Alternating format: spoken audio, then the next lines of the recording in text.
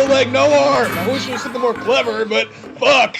And Big Boss just keeps bringing more children back to the base, for Christ's sakes.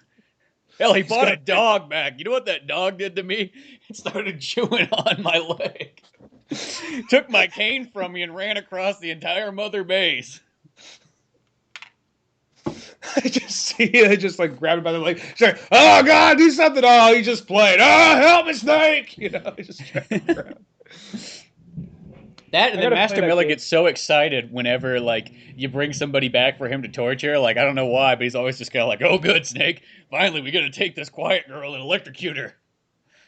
Or like, I haven't really got there. Like, or Hal Emmerich. Like, I feel so bad for this guy. This guy's been like living in shit for 10 years, being like forced to build a Metal Gear and get beaten.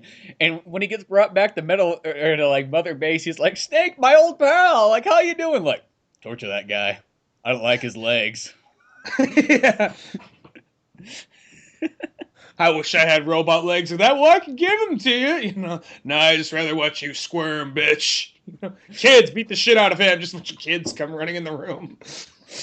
There was a funny mission too where like Liquid was acting up again. Of course, Liquid was, and it's like Revolver Ocelot's like, "Hey, go, go over and talk to Liquid." You know, they don't call him Liquid; they call him whatever the hell his name is. But what's his real name? I can't remember. Not Liquid, I guess. Not like Danny. Is it like Danny British Boy? Something like that. Something like that. But it's like, go over and talk to him, you know, square him away or whatever. So you go over there, just like, go beat the shit out of this kid. There we go. A couple punches to the head. Now he learned his lesson. It's the 80s. Who cares? It's the 80s. He's on like an oil rig. Nobody's going to know when you're beating this child.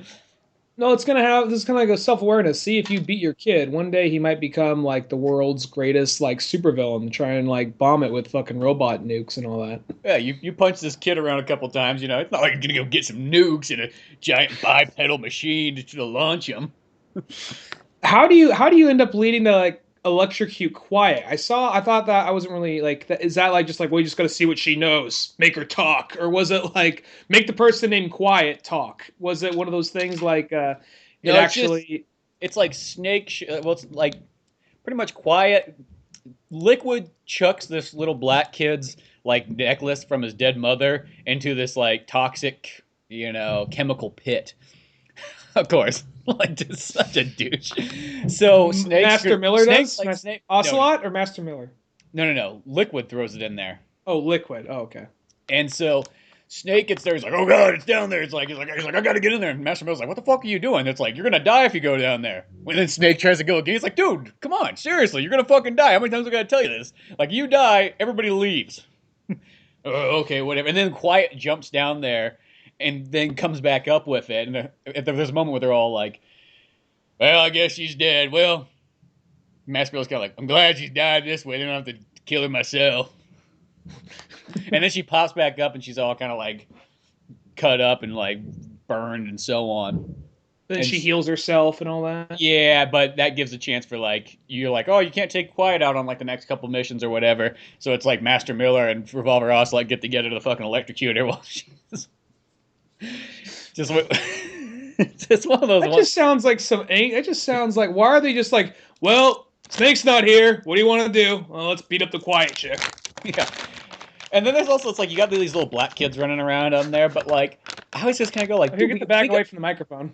Oh, sorry. We got all these like,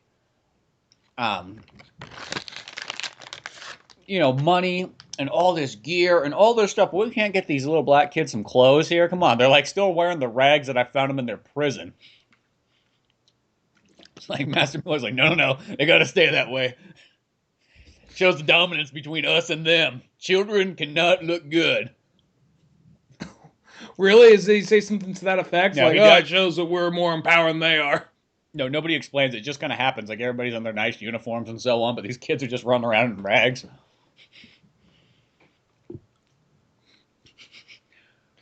Well, it takes just one of these kids just to like beat him up, and now he's just resentful towards all of them. Exactly. He was resentful from the start. Because when he brought him back, he's like, "Don't bring those kids in here. What the fuck are you doing?"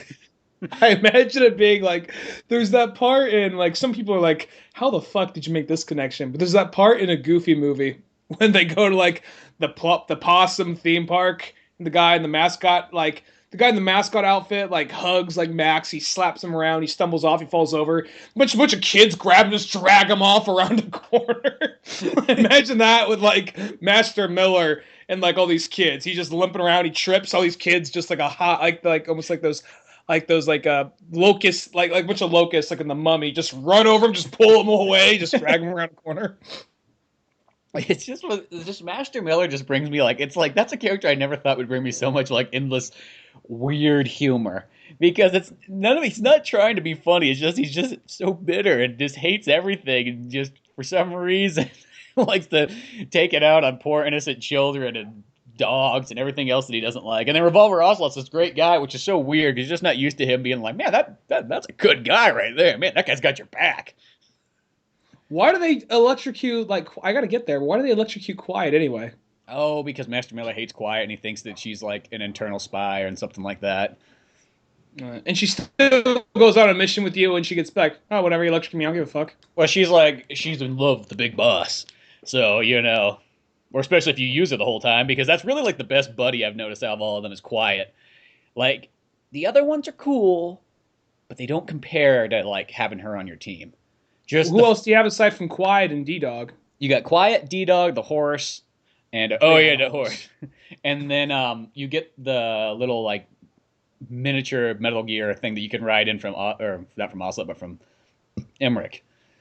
Oh, I didn't know. I was trying to look at my weapons here. I got that. I now know if I can get that for my buddy. I'm gonna try that out. Yeah, that one's like the one thing that makes that one kind of nice is you can travel pretty darn fast in it.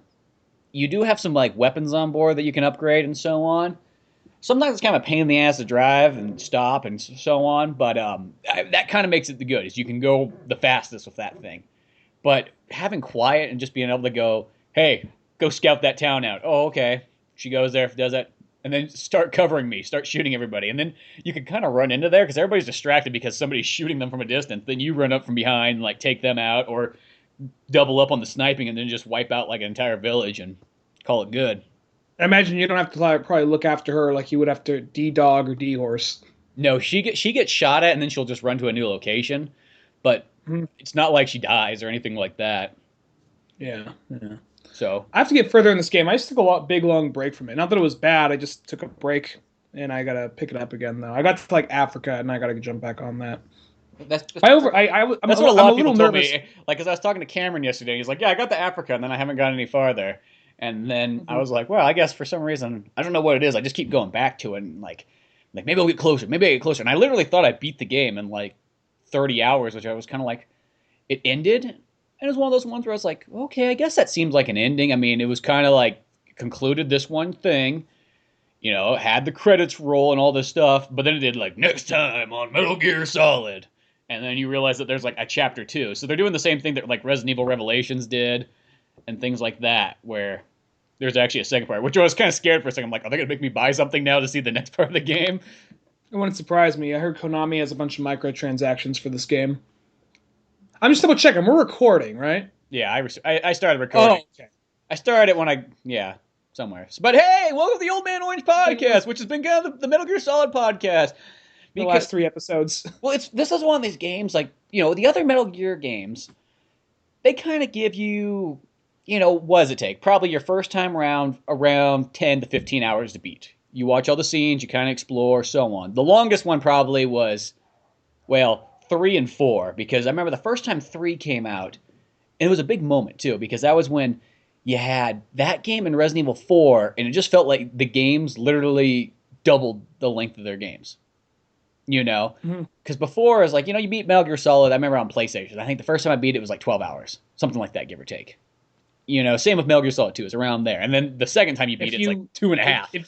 If you cut out some of some of the 40-minute codec conversations in Metal Gear Solid 2, that game is so much shorter. Oh yeah, well I'm saying like if you watch it all and listen to everything, your first time around. Because I remember, you do that, and then when you go to beat it your second time, you beat it in under 5 hours at least, if not even 3 or something. There is seriously one of those moments. It's like the moment when like Jack Raiden's talking to like the AI Campbell and the AI Rose for like a good 20 minutes. Like, we are programmed for da da da da da. We aren't human. The picture keeps on changing to be like a mind fuck. It's like, can I just shoot something? I like the story, but can I just shoot something by this point? Can we get to the point?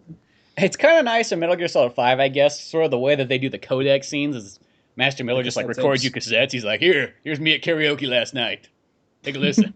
What do you He's just like slow ride, take take it it easy? easy. He's like, that's where Ocelot's supposed to come in, but he didn't come up on stage as always. You know, actually, I see that like Ocelot would be up doing karaoke, and like Master Miller would be like Like, in the no, corner, just be like, "I'm a soldier. I live for the battlefield. This distracts me from the objective I was born for." You know. you got Revolver Ocelot. He's like, Snake, we got to build up the karaoke facility. Yeah. It keeps the troops entertained when they don't got anything better to do. Believe me, it's really important. More important than the R&D department. Don't forget about the karaoke place. R&D can develop it on this new platform. He's like building a new platform. Just for the karaoke bar. Karaoke land. There's like spotlights shining, a big bright pink neon like sign. But see, this is where I think that, like, with Metal Gear Solid 5, since this game takes so long, and it literally takes such a long time just because you're putting in so much, like, running time, I kind of think when I'm playing it, like, if I was outside sprinting around for this long, boy, would I probably be, one, either really tuckered or feel really good. But literally half that game is running. But it does kind of prove that, like, maybe if it was a regular style Metal Gear Solid game, we would have beat it already by this point. But since it's kind of built out this way, unless you're a kid, it's got nothing better to do in your day. It's like you're gonna go at least a month or so. Yeah. I probably, if this was, I would have bet I beat like Batman Arkham Knight in like 3 or 4 days. Mm-hmm. I want to say it was 3 or 4 days. Maybe it was 3 or 4 Those are days. yeah. This and once a game like this, it just seems more when it's more tedious. Just like it's not that it's that much harder. It's just that it's just that spread apart. You know. Yeah, well, that's really what makes it long. Is just like that, and then you kind of end up doing a lot of the same things over and over. And don't get me wrong, it's totally fun. I mean, it's not really like I guess not. It's not a bad thing, but it does kind of make it. I don't know, maybe that sort of feeling like every once in a while there's that kind of like you feel like you're doing sort of work in a video game. Like you almost feel like you should be going to cash a paycheck at the end. There is that kind of thing. I will say there is a bit of a congratulating experience in that game where there are times you'll go into a base and the slightest stupidest thing will make you fuck up and die. But then you can go in there and just do things just slightly different and you feel like fucking Rambo. I remember I kind of like from a distance set up an alarm at this one base and then like there was a truck coming. I was behind a rock. I just chucked a grenade, hit the front of it. Things spun out for a minute. Then I chucked it up again. Then like I don't know. Then from there, I was just basically, got that point where they were running away when they saw you, So Yeah, that's what I like about it. It's just you can kind of go about it so many ways. If you want to sneak in there, you can, which is always more the pain in the ass way to do it. Or you could just. My favorite thing to do is tell Quiet, run in there, give me cover fire, and then I'll just take my rocket launcher and shoot from the distance. Which that's gotta be the scariest thing if you're in a base. Is that not only are you getting sniped, but some dude shooting fucking rockets at you too. she's the quiet, I'm the rocket. I'm the loud. That almost does seem like I will say now I'm thinking about it. This game, I kind of I'm sure it was intentional, but they always like whenever you went up against like one of these like really over the top bosses in previous Metal Gear games, they always have like a really over the top name, like or like Fat Man or Vulcan Raven or something like that, Sniper Wolf. or yeah, Psycho Mantis. This one, I think that whenever you grab a guy, they always have a name kind of like that, like a like a brash armadillo or something like that, or angry mongoose or something. They always have, so it's like okay, so you basically train these guys. Basically, it's kind of like they're like the other members of like Foxhound or whatever. Yeah. Well, And Quiet even seems kind of like a callback to some of the names of the characters, the ones because number 3 they're like the fear, the sorrow, the fury. So she yeah. seems kind of like a callback to number 3 in that aspect. And then they The do end. they do have some like they do bring in some Metal Gear Solid 3 stuff into the game as you get a little bit farther too. Like paramedic or the some No, of the no, no. Those I don't know what the hell happened to all those guys really. Well, one of them was a traitor. I think, zeros. yeah, Zero. Zeros. Yeah. But like the other people, it's just like, oh, then they got other jobs somewhere and carried on life. I was just one of those things like for whatever reason, Metal Gear Solid 3, it seemed more acceptable. Kind of like Snake. Have you ever seen Godzilla or have you ever seen like Doctor No? All that stuff. and then you would actually have these full-on conversations. With this one, I'm really having trouble, even though it's the same character. I'm having trouble imagining like this Snake be kind of like, no, no, go ahead, tell me about the Breakfast Club. Yeah, like it's 80s movies. There's just some. Yeah, Well, there's like really, yeah. There's no other female. That's one thing that's kind of missing in this game. There's no female character to be like, Snake, you need to save. Be like, oh, okay, I guess I'll fucking save. Jesus Christ. Not gonna tell me about another goddamn movie or what you did last night, or I mean, give me some photos, but it ain't just saying. I like how he just slowly turns into drunk Batman. I don't know what it is. Sometimes I kind of picture Big Boss sort of like, just like this, yeah, god damn it, for fucking doing this shit. Master Boss. Miller says, like, a lot of times what I'll do in this game when I get pissed off at the game, I don't curse the game, I curse fucking Master Miller. It's so weird. Master Miller won't get off my fucking balls about it. Well, so I have to be like, I'll just be like, God damn it, fucking. When like it's a shitty mission, you're like, fucking Master Miller, like, there's fucking 150 of our goddamn troops at base, and I'm the only goddamn one out here. What the fuck's up with that? It's just like he's a real person. I imagine it's just kind of like that Snake's playtime. Like Snake just wants to go out and just like, no, I work alone, and he just wants to go out and have fun by himself. He's like, I don't want no one getting away. Bring this dog with you.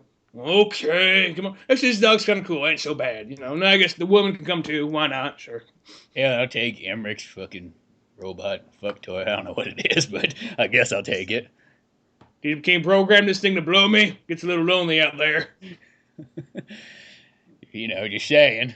It'd be cool if we could take all four of them at once. I know it's like, practical, but why not? Like Sniper Wolf comes right, not Sniper Wolf. Quiet comes riding in on D horse, and you and like the fucking you're riding the robot, and the dog's by himself or something.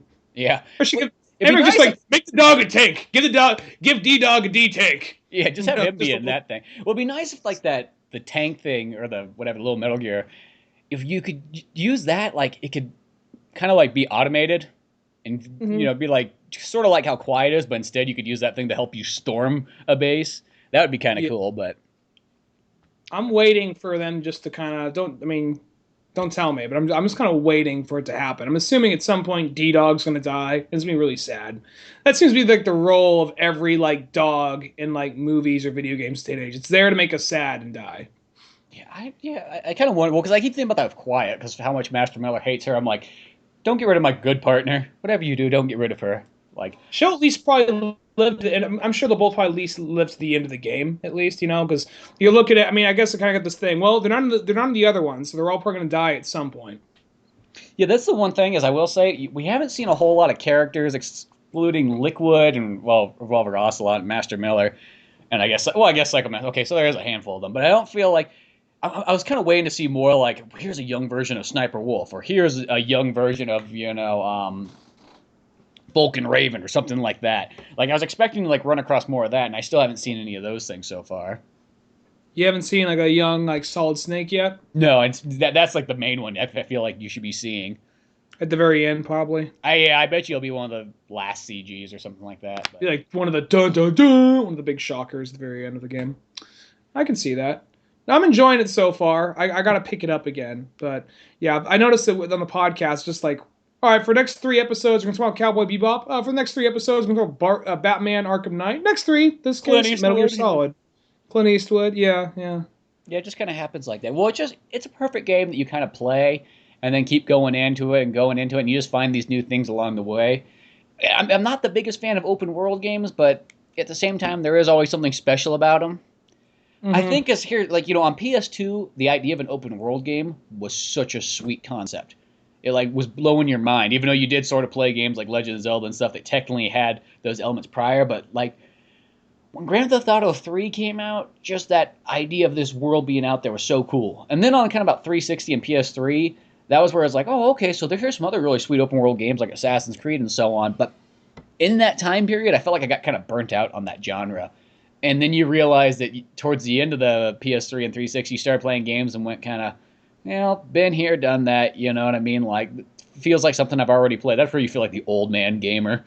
Just like, yeah I did that before back in 84. That's when we kind of accomplished those things.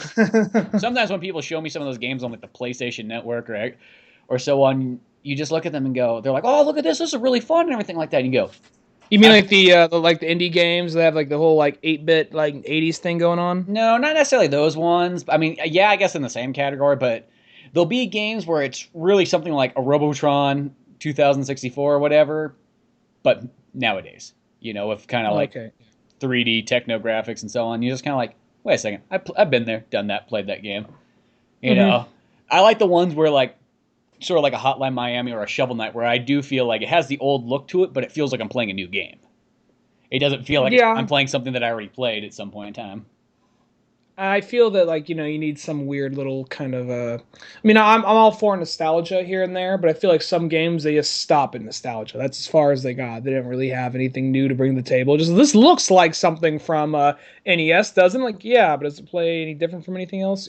So Well, those are the games or that I sometimes they're so artsy they just feel kind of pretentious. And some of the games, not all of them, but some games also feel just kind of like smartphone games, really. yeah, it's like it's all that kind of stuff. At least give me something new. But Hmm. actually, speaking of something that I know you wanted to talk about for a while, but this just came out, was Batman Endgame. Oh yeah, yeah, yeah. Because I'm assuming I got you, my copy. I got my physical copy, but I read the digital version like a few months ago. Yeah. yeah, because I know you read those. So and it was kind of weird because I didn't realize like, oh, that's a full on ending to just like Scott Snyder and Greg Capullo are like, nobody writes after us, not on this Batman, Mark. No, it's still going on. I read the next 3 issues after that, and they find a Is way to it make it go on. is it still Greg Capullo and Scott Snyder? Yeah, Okay, because I thought there was once like they were coming to the end there, and it's just like, okay, I read an interview with Scott Snyder, and he said in this, he says like, all right, for me, this is where it ends. But let's be honest, DC's not going to let Batman end. It makes them too much money. So this is for me. If I could make it end, this is how I would do it. And to me personally and spiritually, this is where it stops. But we're going to keep on writing, keep on going. well, see, I thought when I was finished reading this, I was like, oh, this must just be like an ending, and maybe they're gonna do something where they kind of start almost reboot sort of the Batman thing again, like because I know after what was it called, Convergence or whatnot, I thought that Mm-hmm. would have had effect on it, and then it would have been like, okay, here's Batman again. That was just a conclusion of those stories. Boop, here's Batman kind of. We'll go back a bit and then almost side trail to a different direction. Mm-hmm. Well, it's still going on. They actually said recently they took the 52 off all the titles, and then something else they did is Yeah, that's true. That's not on here. they took the 50 titles, and now they said basically what they're doing is they're just gonna tell stories and they're not going to keep up years and years of continuity, and they're just going to try and drop it in there. They're not going to try and keep too wound up and stuck to the same thing. You know what I mean?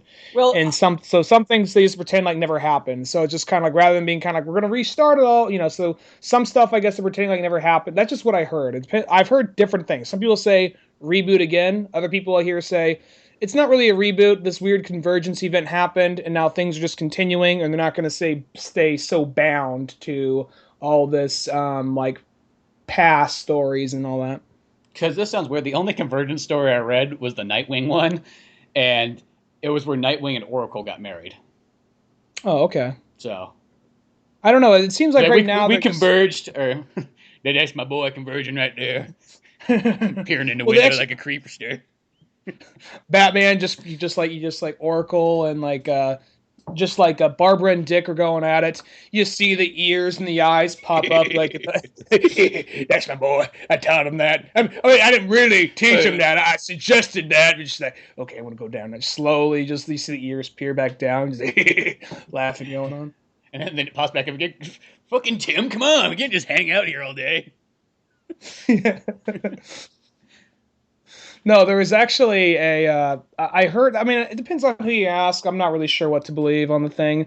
I think that it seems that like what happened was before the DC universe was just so everywhere. When they did the 52, like okay, let's restart it, and we'll keep certain things, and we'll just. And it wasn't really so sure. They weren't entirely like, all right, is Superman as old as Dick Grayson, or is he just a little older? How like what's the age Or difference is he there? young? Because you Or know what is I Dick mean? Grayson older than Superman? Yeah, just because the timing was really weird, and And then so Green there's Lantern was like nothing changed.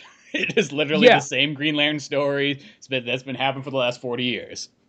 and other things were way different. And I was really reading. I got to get caught up on Action Comics, but I was really enjoying what Grant Morrison did. Volume 3, what actually I think that was still Grant Morrison. Volume 4 wasn't as good, but it was all right. And Volume 5, I want to say that one it was just a couple like just short stories, just kind of jammed into one. It was just kind of whatever.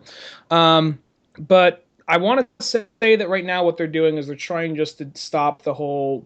I think because like they were just too much everywhere. Some things were very pinned down. Some things were just kind of. I think they're just trying to be experimental. I think they're. I don't know what DC is up to, but they're. I know Marvel just recently they just tried to roll everything into one universe. Like they destroyed the Marvel Ultimate Universe, took their favorite bits and pieces of that and put it into the current Marvel, and apparently a traditional Wolverine died, and now Old Man Logan is the main Wolverine now. Huh, that's weird. Mm. It's like once with DC, like they should go back to the way that they were kind of doing it prior. And don't get me wrong, like I think me and you are some of the few people that actually really enjoyed the New 52.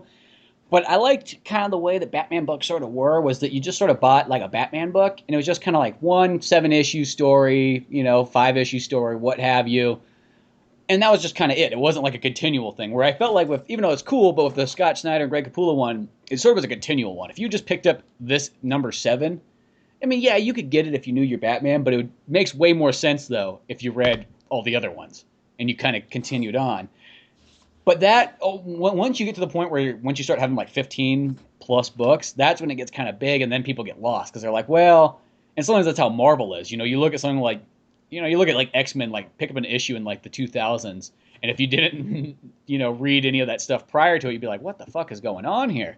There's just so many different characters and so much different stuff, and it's like, well, yeah, you had to keep up since Stan Lee started writing it. Like, where have you been, you fucking idiot? Yeah.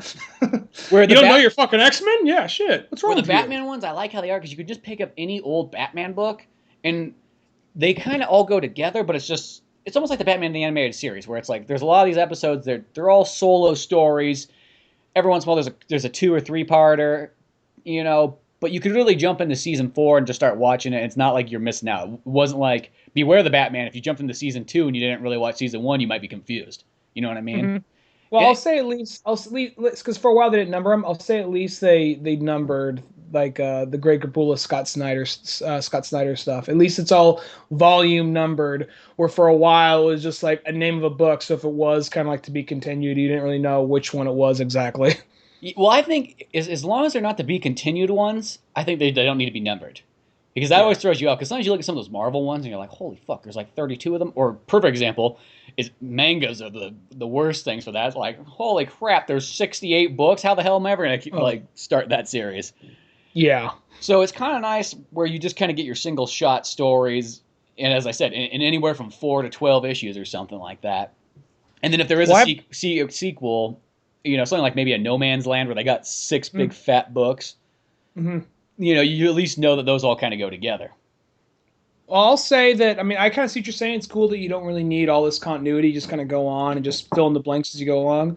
But I will say what they did for the Scott Snyder, Greg Capullo stuff doesn't bother me because I really think that that's probably one of my favorite Batman Oh no, teams. no, Yeah, that doesn't bother me at all. I think that's really good, but I do think that like that can only go on consumer for so side. long that you can like have these like Yeah. a continual story. And I know that's kind of the in thing at the moment.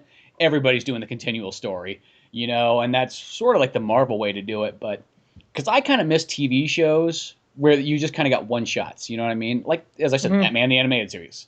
Or like even the X-Men one. They'd have like 7-part episodes here and there, but it would just be like it wouldn't be like last time on this show or so on, and you always had to make sure you caught up to it, or else you missed out on these pieces that this character comes in later, and you're like, who the hell is that? You're like, well, you didn't see episode 46 through 84. And you're like, no, I didn't. So, The well, one then you're gonna be episode you totally missed. lost.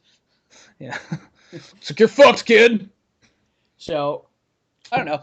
Whatever they do, I mean, who cares? As long as Scott Snyder keeps writing some more Batman, like, because that is a pretty good run, though. That 1 through 7. There's a handful of Mhm. issues in there that are just kind of okay, but for the most part, some of the best Batman stories exist in that.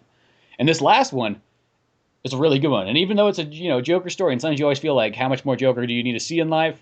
That one really works because it was different. Well, I'll say this one. I mean, anybody who reads the monthly stuff is probably already way ahead on this, but I just saw a couple images on like Twitter from Greg Capullo and Scott Snyder, and I was just like, okay, I just want to fucking know. I just want to fucking know what this is about. So I went on Comixology, downloaded like two issues, and the way those issues ended, I'm like, fuck it. I'm just gonna buy the whole run. I'll rebuy it physically when it comes out because I want to know what happens now. I was just Mm-hmm. being very just like it's right there. Fuck it, I'll get it. There's no ads this way. Yeah, it's And kind of plus I'll nice say like that. They're a it little was a bit lot more. expensive, but It is, but I'll say it also is a little bit more shocking when you're actually reading it. Because I'll say one of the best things about Comixology is the way the app goes. I mean, when you're reading in a comic book, it's one of my favorite mediums and all. But when you do open up the page, and there is something nice about flipping through the book itself, uh, you could already get a spoiler just as soon as you open up and get to the panel down below. You know what I mean? Where it's supposed to be a big shocker yeah, that you you always really open it see and go, happen. oh, so he dies there. Well, I guess we have to find out how he gets to that point. In Comixology, you flip through it, and it's just kind of like panel by panel. So something really could be a shocker to you that way. Yeah. And that right there is actually that book. It does something. It does something where it's kind of like it does play with Batman chronology. It does play with kind of like a lot of the stuff that's been kind of set in stone for a while. But I mean, there's only so many stories you can do, and after a while, it's like what? Sometimes you got to turn those over and just try something different. And Mm-hmm. this one, what's really exciting, they did this whole thing where Joker infects the city with kind of like his venom. So it's almost kind of like Dawn of the Dead, but everybody's basically a Joker, Yeah, Don the joke. pretty much. And then at some point, we find out like he writes Joker so much more creepy. He doesn't really write Joker as so much as like he's like a big performer and no one else gets the joke but him. That's it. I mean, there's a little bit of that, but he writes him more like he is just like a freakish, like demonic monster. That's more the way how he writes him. And in this, you find out that basically this, like some of the stuff, it's not Lazarus exactly, the stuff that keeps Ra's al Ghul alive, but it's something similar to it. I think it's called Dionysium or Dionysium, something like that. Yeah, well, it comes You from like the same source as the Lazarus, just the way you make Mhm. it's a little bit different or something. And they play with this idea that Joker's been there in Gotham since its formation and doing all these horrible things in the background in the shadows, and people never really knew about it. And then once Batman came to Gotham, he was way more louder, way more showier than the Joker. So Joker had to amp up his game. This is why I can't be outdone by this fucker. So that's when he like actually kind of came out of public, and they were looking at pictures from the past. You see some pictures from the old from like early 1900s, and you see kind of like the Joker in the background. There's all these like really creepy imagery Well, of they got just one where it's in the 1600s or whatever. It's like when the first boat's there and he's standing there on the shore. yeah, and I it's like all that like one. yeah. So there's a lot of really cool stuff like that, and there it wouldn't surprise me the least bit because they play with the idea that he might be lying. That he might be lying, like because this Dionysium stuff, it like healed him, but it's not. They're not sure if it's him exactly because Batman at Death in the Family, he falls down a Hold on pit. a second. So they play with this idea that like at the end of Death in the Family, Joker fell down this cliff and found some of the Dionysium, and that's how he healed himself. That's how he has his face back. But it doesn't completely answer the question if he is like the Pale Man from all these pictures you see. So it kind of plays around with that. Doesn't completely answer him because I think it's like, that's one of those things. Whenever like they do something that's like really controversial, they don't flat out come out and say it. They tiptoe around it and they kind of see the crowd, how fans react, and I think they do that just to see if they can nail the last nail in the coffin, I guess, before they make it set in Well, I think stone. that's one of those ones like when you tiptoe around it, you can kind of leave it open ended, and if people seem to really like the idea of that, then you can go, okay, so he is, later down the line, but you don't have to say it right away like a movie or something like that.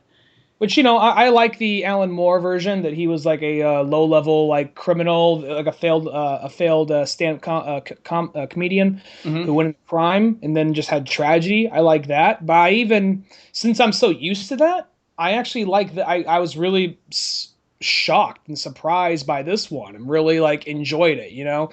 Sometimes like it's changing it, it's fucking changing the source material. Like, well, when you think about it, Batman's been around for like I guess 75 years now, and that story, that backstory for Killing Joke, that's really, even though that's a really good book, that's only like 20 years old, give or take. Yeah, it's 89, I want to say. Yeah. So, but it is one of those kind of things where when I was reading this, I was like, doesn't matter what direction it goes. If either he's not it, I'll be fine, or if he was 400 years old, I would still go, okay, well, that's still a cool, interesting concept. I liked it no matter Hmm. what direction it was going to go. Hmm. And then it just, yeah, as I said, you don't really get a definitive answer. It kind of leaves it up to the imagination, which a lot of times I kind of hate that. And I think in a comic book that works fine. In movies, I always think that's one of those ones like, that's lazy writing. It's like, I'm Hmm. not here to, make my own decisions. I'm here for you to see your movie, you know? Yeah. It's, Well, it's like one of those things. It's kind of like at the end of Sopranos. People are like, well, what do you think happened? I mean, it's obvious that he died, but it's still one of those things. Like when they say, "What do you think happened?" Fuck you. That's your job. yeah, I'll write my own show if I want to see what happened. I'll write, Sopranos fan script where It's Tony like Soprano flies in a spaceship and things like that. Like, if I want to write my own thing, that's what it would be. like when Get they're. rid I of that mean, psychiatrist because nobody likes her anyways. Like, when they they have the when they because they're playing like "Don't Stop Believing" and he looks up, it cuts to black. I'm guessing. I mean, it's an artistic thing. I'm like, okay, maybe he died because it just abruptly cuts right there. But I think it's shows something grim, but still we don't know for a solid fact. So what if it's just like, no, that's not here's the real ending. All of a sudden he gets like these metal eagle wings shoot out of his back, gets laser eyes, flies into space. yeah, it's like, well, by leaving it to my imagination, this is what it could be. It's kind of like, in Butch Cassidy and the Sundance Kid, people could probably argue if that one works well. It's like, don't get me wrong, I would love to see like where it doesn't just kind of like, okay, we're gonna run out there. And it's kind of like, oh, there we go. If it just kind of went to this long, long, like, okay, the next 40 minutes is Butch Cassidy and the Sundance Kid just shooting out shells all over the place. There'll be death and violence and blood for the last like. They're like backflipping. And I just took it as I take it like that still frame of them running out shooting. I take it as they died right there. That's how That's I what, take and it that's out kind of as. like where like it locked in that moment. And that one, that's one of the few ones where I guess that can work for that movie in a sense. But it would be kind of cool Wrestler just. works like Yeah, well, Wrestler is kind of.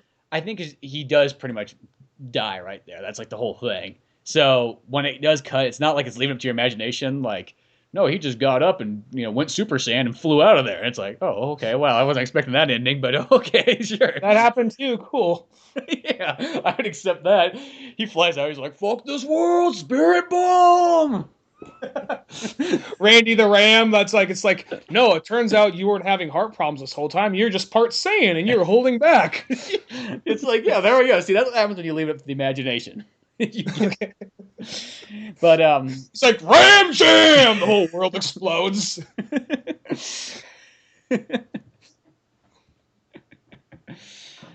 but going back to Batman, can't remember where I left off at. We were talking about like how people might react because there is some negative stuff about like he's changing the Joker's backstory. But I mean, you know what? You got to mix it up every so often. I really like the idea that he's just this rather than being kind of like I mean, I do love traditional Joker. The idea of this crime, this like low level crime guy who went to like this one man show who thinks he's like the most clever guy in the room. Just like, oh, you don't get the joke, people dying. It's funny, right? So I like the idea that he's almost more of kind of like Gotham's devil or Gotham's demon. You know what I mean? Kind of like this weird supernatural thing that just destroys the city for like, just because it's his role, not because I'm doing it just to be funny. It just that's almost kind of like his way about going about it, though.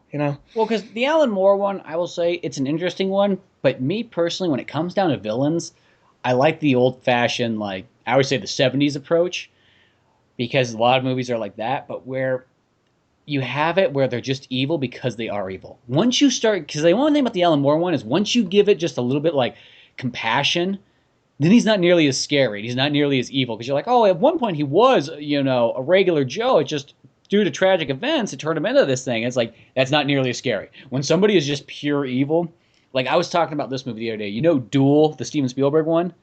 Yeah. What makes that movie so good too is because that truck, and once again, it's a 70s movie, the truck is just pure evil. There's no reason like, this truck was, this guy kind of was like a dick and pissed on the side of this truck one day, and now that's why he's trying to kill him. Like, and you go, well, okay, I can see that. If somebody came and pissed you, I could see. It might be taken a little bit far, but I get where the truck's coming from. But when the truck just literally is following this guy and trying to kill this guy with no like reason, that makes it 10 times scarier. Mm-hmm. And nowadays, we still live it, I think, kind of around the 90s and maybe late 80s. That's where it started to happen. Like, well, give the bad guy like a reason why he's bad, because they're not truly bad people. They just kind of believe their different ways and that kind of thing. It's like, yeah, but then they're not evil. When you say that, they're not evil. When they just do evil things with no reason, that to me is like, I call it like pure evil. That makes it scary. And I like when the Joker, when he doesn't like, nobody knows where he came from. Like, it's just this guy. And he just started doing these things. And he doesn't actually even have a backstory. Because that's sort of how it was for a long time. Mm-hmm. And this one kind of works in that same way where it's like almost like this guy was just, he's like almost like a demon that's been alive for 500 years, tormenting it. So I think that in itself is kind of cool.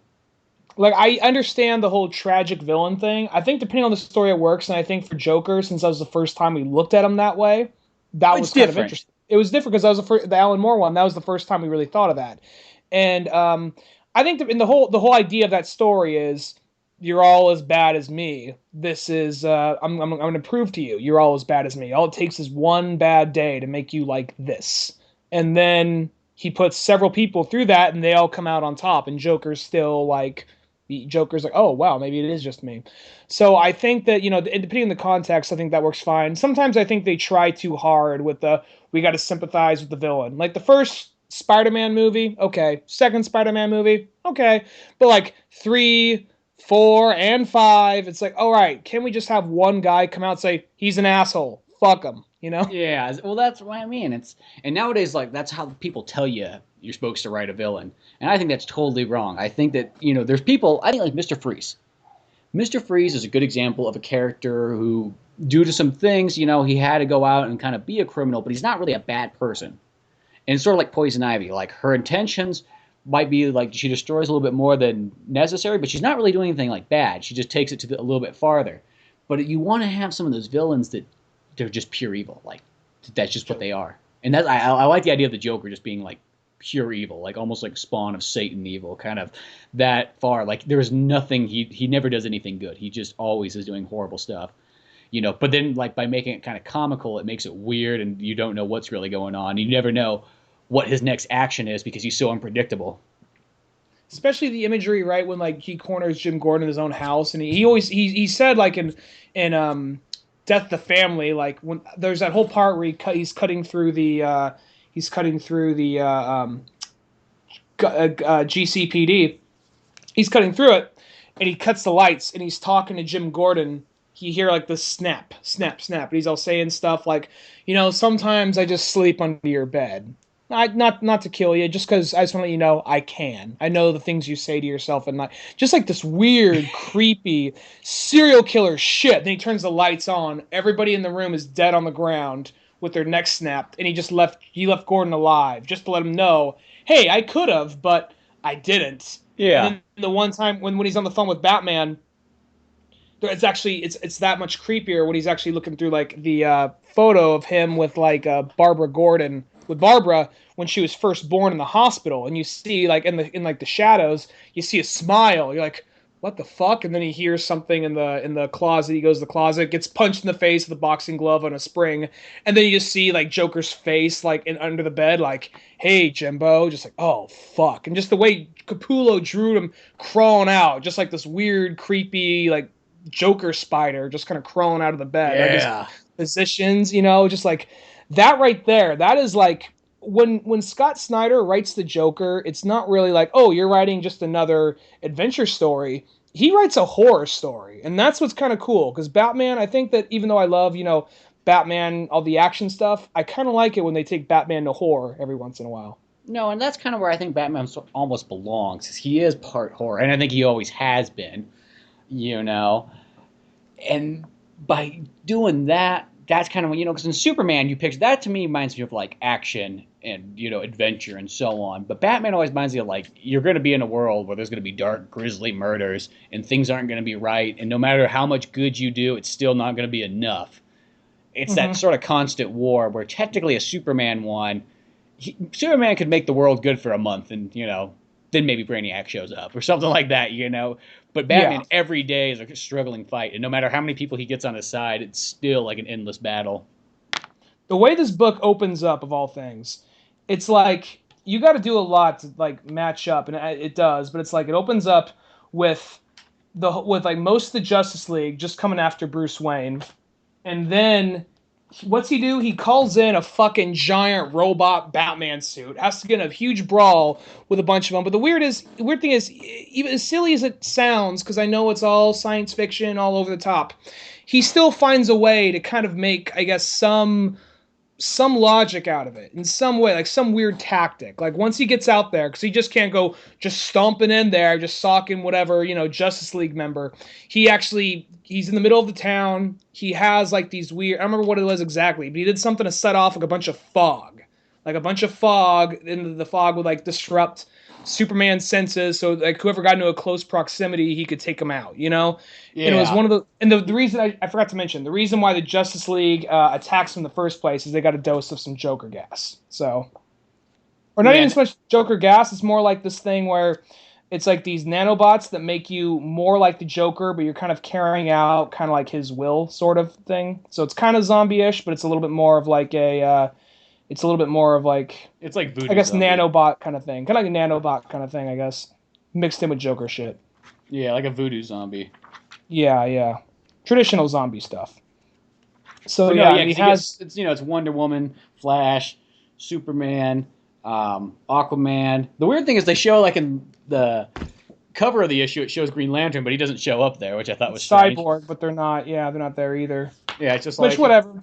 I get it. He can still take on those three by himself is still a hell of a lot. So it's one of those things. Oh yeah, he does something to kind of like I want to say I remember he does something to set a bunch of gas off. So it's like it's hard to track him down. I'm flipping through it right now to double check. I thought it was something like that. Like, he does do that. Now, okay, Alfred has that daughter in there. When did she appear? I'm guessing she appears somewhere in Batman Eternal. Because that was one of those ones where I'm like, okay, I read Volume 6. I just don't remember Alfred has a daughter all of a sudden. Like, it was this huge gap. And I actually just bought Batman Eternal. I'm like, okay, now that I finished this one, I'll get the Batman Eternal. Yeah. I heard that one actually has Carmine Falcone in it. He's actually the main villain, which sounds kind of interesting. But regarding this one, though, I will say I thought what they did with Alfred in this book. I mean, he always does a good job of writing Alfred, but I kind of like how Alfred is a little bit more confrontational with Batman, and he's a little bit more on the front line with Batman and certain things. Like he literally, and kind of like how even though he still loves Bruce, he's still a little bitter towards him. Because at the very end, he says like he like gets his arm chopped off or his hand chopped off, but I'm assuming they'll get it like welded back eventually or something. But or they get like thing like the daughter's like they preserved your hand, and he's like, I don't want it back on.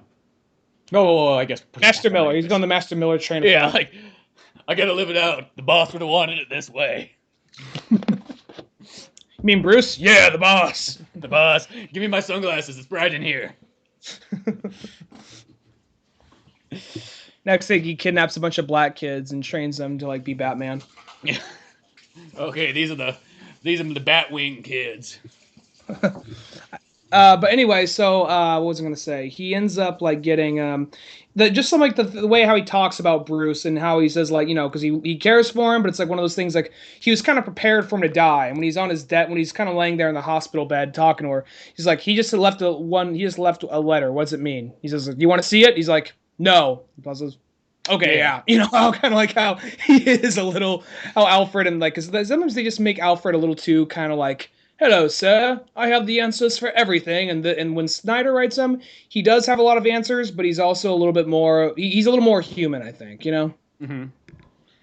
But no, yeah, that part's kind of funny. Well, one of the cool things too is at the very end when they have this big Joker battle and everything, and Batman's like, "Okay, I need all the kids to wrangle up here," So he gets Batgirl and Nightwing and Red Robin and Red Hood and everybody else. Bluebird. Yeah, Bluebird's there because that's kind of the new. new character. Which which one? I'm getting confused now. Harper Row. That's Harper Row. Yeah, and she appeared in, was it the She last of appeared that in book, or did she no, appear in or she did appear in a different book that I read? she appeared in volume 6 as a sidekick, where she's been in, I think, volume 2. She was introduced in volume 2 or volume 3 as just like some street kid that knew how to weld and was an electrician, and she was Mhm. good about that. And then she actually gained like she became a superhero by volume 6, I want to say, one of the back Yeah, sides. that's actually a pretty cool character. I like that one. I'd like to see Mhm. more. That's one of those like ones like maybe not a full on book by herself, but it'd be cool just to see her in it a little bit more. But Sean, he gets this I whole knew thing. I knew the second he introduced her, she's gonna become a superhero. There's no reason they just brought in some street kid for no reason. She's gonna become something. She might become a Batgirl eventually, but she's gonna become some superhero. Yeah. Um, but the cool thing is like when they get this whole war going, one of the I think Red Robin or something goes like, "Why is there like so many masks in here? There's like more than enough." And Batman's like, "Yeah, well we got the whole gang here." And all the other villains come in and it's like, "We got to take back the town. You don't want Joker to win, do you?" You're like, Yeah. he's like, "If he wins, we all die." So he's got not only weird thing, he's got some people that I feel would be hard to work with, but like see Penguin I could understand. Like cuz Penguin has kind of reason, but he's got Mr. Freeze and Poison Ivy and Croc and Clayface and The he one that wants some seems hard to be Bane. Scarecrow. Oh You no, had you got Bane in there Scarecrow and too. Bane. Scarecrow and Bane seem like the ones you'd be hard to get, but he even went up to it like so like Bane walks up like, oh, so you want to settle the score then? But it's like, well, no, we can do that after this. You think you can handle the He's just Joker like by he's yourself? like, yeah, if I put this up mask on, I gotta punch you in the face once. Like, oh, why? He's like, that's just a rule I have. Yeah, he's just like, yeah, I guess let's save the fucking day. Good, boom. All right, we done. We're done. Can we fight now? Like, okay, yeah, we can do. Can we do it one more time? Like after the fight. Fuck it. But so it's kind of cool just seeing like everybody working together in Gotham to fight off Joker. That's just kind of a cool notion too.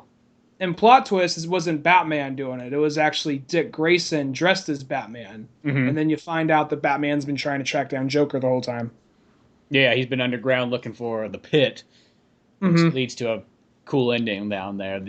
It's just that ending right there. I remember just kind of going through it, going like, "Oh fuck!" Like they're getting really torn up. We'll probably just jump in that Lazarus pit. Maybe that's how they'll survive. Because Batman's got like burn marks across him, and Joker's got his head all cut up. And at some point, Batman's got a card stuck in his eye, and all this stuff, Mm-hmm. and two knives in his back, and everything like that. Well, even like just how like fucked up Scott Snyder is with his sense of humor. Like really, Joker, like he's like, as he's fighting Batman, he says like, I know what you're thinking, Bruce. Are you thinking was he always this fast, or was he holding back the whole time? And he's like just fighting at some point you just got to he just like does a few slashes. You got to smile. He has his hands out, and you see it's from a back shot of Batman. He literally has two knives in his back, and then like one like kind of like half crescent like slash across his back, so it looks like a smile. The eyes are the knives. Yeah, This gash on his back is a smile. So it's just like, it's just one of those like that real weird fucked up sense of humor. You just not even just in Batman, but just in like in what was it? American Vampire. There's a part where there's this one chick who went to like become a movie star, and she basically gets turned down. She sucked the guy's dick. She gets turned down. They're like, oh, the only reason I brought you in here because they said you're the best suck in the whole town. But I guess what the fuck they know. And next thing, she goes later. Someone goes to that guy. He has his head lopped off with his dick shoved in his own mouth. yeah. Well, like So it's like really weird, fucked up sense of humor type stuff like that. well, the cool thing is like at the bottom down there, like Batman and Joker are just having this humongous brawl where they're just literally like gonna kill each other. Like it does not make a difference at all. Just as long as they both die, that's all that matters. Just tearing it up, and even to the point where Joker's like, "I want to get the fuck out of here. This place is collapsing and everything like that. What are you crazy? Like, what are you doing staying down there?"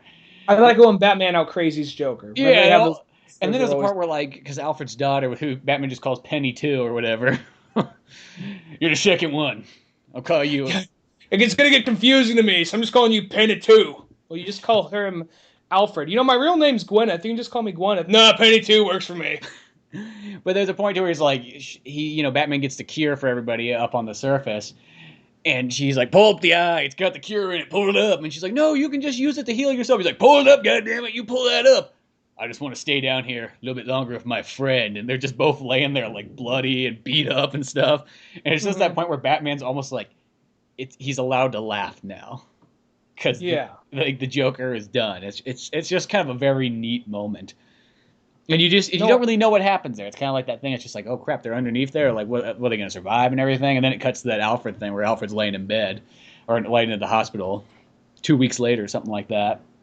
well, I'm two issues behind. I figured the next one I will probably just read the graphic novel when it comes out because I'm 2 or 3 behind by this point. But you want to know what happens next because it still continues on in some way. Well, if I know it continues on, then I'll just probably wait till number 8. I know we Okay. kind of we I kind of really, do this. I really want to fucking talk about it. That's all. I really want to fucking talk about it. It's like for the longest time we were always doing this kind of like season set style. So it's that thing. It's like, hey, did you just see Arrow season 3 on DVD? Yeah, I did. Yeah, well, let's talk about that now. Even though everybody else probably watched it, but even though not really, we always say that like everybody does. I always feel with like graphic novels and stuff. It's like some people probably buy them, issue by issue. But I think this day and age, there's a lot of people that buy them in graphic novel form. The thing that stops me from buying the single issue is just the amount of fucking ads. It takes me out. I bought a whole run before, and it just how many ads Marvel and DC have in their books. It's just like so. It's just such a tough. It's just so hard to choke down sometimes. You And then know. it costs a lot more to kind of buy them individually because you end up paying $4 or so an issue, sometimes 5, sometimes Hmm. 3. But it's that one where it's kind of like, okay, so, but like this thing what had 6 or 7 issues in it. That would have Yeah, cost, like if I bought them in single issues, that would have cost me, $28 or something like that. But by buying it like this, I only paid $15 for it or whatever. So it's I that will. Go ahead. I just saying it just seems like the more logical way to read the stories, and it's kind of nice just to be able to get them all at once. Now there's a couple ones like Grayson's one of the few that I've been buying individual issues of, and sometimes I'll buy like those kind of short run stories. They only have like 5 issues, and it's something kind of like that Django and Zorro or something like that, which is just like it's there, or the Tom Morello one. Those ones I've kind of just bought in single issue form, but as long as they're not DC and Marvel, they mostly don't have that many ads in them, or the ads are more relevant. Our the Django one? Did Quentin only write the first two issues? Or did he write the whole thing? He wrote the whole run. There's like 6 issues, I think. Okay, I'm gonna have to pick that up then, because I just assumed it'd be one of those things. Oh, I wrote the first issue, now I'm out. You know what I mean? Now sometimes they'll do that. They'll get a big name to write it, then they just disappear. Yeah, it's Quentin Tarantino and then the guy who writes Zorro normally is the two people writing it.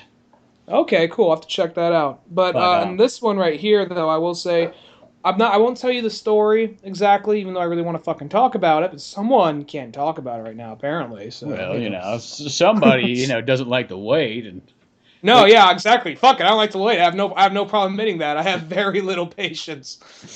for me, it's But just one of no, those ones. It's just like I can wait because there's always like another comic book to read, so I think that's what makes it kind of easy. If Batman was like the only comic book that was out there, I would say, well, yeah, of course, I'm not waiting around. But when you got like, okay, I got a stack of Green Lantern sitting there and a stack of Nightwing and so on, it's like, oh yeah, you well, gotta catch. I guess whenever the new Batman book comes out, I mean, people are like, oh, it's just another Batman book. To me, that's almost kind of like I look forward to that like one of the big movies. Like and to me, it's almost I look forward to it as much as like one of the Batman movies coming out. You know what I mean?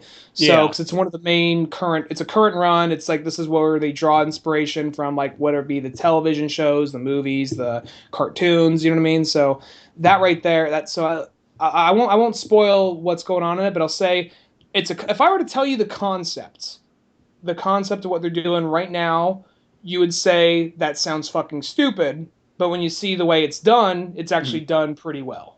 hmm. Well, we'll just have to talk about that in 6 short months. In 6 months, yeah, in 6 months. Because that's as long as it takes. But no, that is true. Because like when I get a Batman like these new ones, it's like I put down every like whatever I'm reading at the moment, just like shelved. It just instantly go to this one. It's not like oh, okay, I'll put down a Exactly. stack and get to it. When I feel like it. No, it's that instantly always takes over anything else I'm doing because that's how much I look forward to these new ones. And then I will. there was a couple of them that were just kind of like every once in a while, it's like the sort of like the in between story ones. There's like the ones that are kind of not bad, but they just weren't up to par with some of the others. There's kind of I think it was like number 4 or 5 was one of those ones where it was like right before 0 Year. It's not like it was a bad one, but it's just kind of like, I think because it was a build up to 0 Year, so you got so excited to see 0 Year, and it's like, oh, it's not Well, you actually 0 had yet. no. There was one and two, which was Court of Owls. Three was Death of the Family. That was a really good Uh, one. 4 and 5 was 0 Year, and then Yeah, it was number 4 then, because that was the one. It was like the build up to like the 0 Year one. Not like it was bad, but it was since it was kind of a build up. You're kind of like, oh, I guess we didn't really get 0 Year. We got that cool shot of Batman on a dirt bike in the beginning, and that was it. yeah. Well, there's still some cool Red Hood stuff, but it was like I liked it, but it was different. Yeah, well, It took yeah. place a lot. I'm not saying it Yeah. was bad. I'm just saying, Mhm. they weren't like amazing, like highly It's not like that's not one I'm gonna be like, hey, you've got to read this Batman book. Mm-hmm. Or some of the other ones like Court of I do like Owls. seeing Batman flip the bird. I do like that. Oh yeah, yeah. See, there's always like a handful of really sweet stuff in them, but it's not like Court of Owls is one of those ones where you're like, that's in like the top 5 most recommended Batman stories. I'd probably say like you got to read.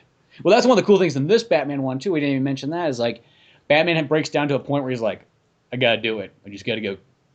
I gotta know who this pale faced man is. So he shows up to the Court of Owls. He's like, yo, tell me.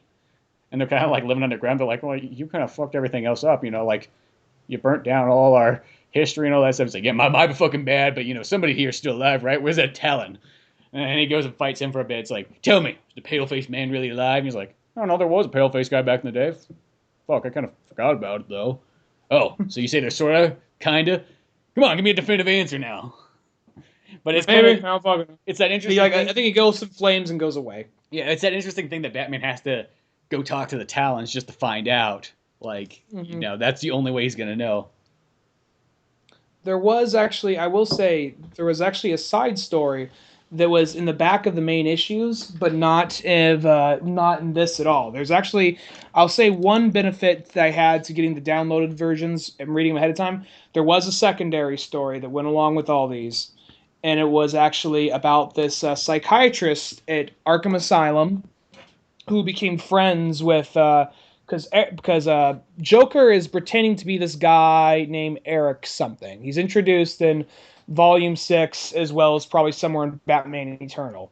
And he's just like he seems like just kind of like this really shy guy that's just trying to do his best to help out Batman at Arkham Asylum. So that guy, so this lady, it's revealed to be that was really Joker the whole time. He had a bunch of muscle relaxers, took a bunch of drugs, had makeup, and then eventually just kind of like, oh, it was me the whole time, fuck you, Mm-hmm.